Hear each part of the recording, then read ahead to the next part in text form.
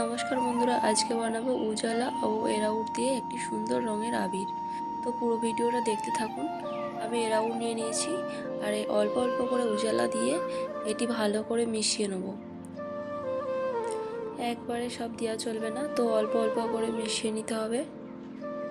দেখুন, অল্প অল্প করে মেশানোর পর কালারটা কত সুন্দর হয়েছে। খুব ভালো করে মিশিয়ে নিয়েছি।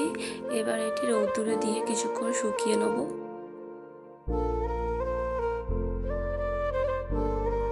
দেখুন, শুকিয়ে নিয়েছি, তারপর এরকম হয়েছে। একটি চালনির সাহায্যে চেলে নেব।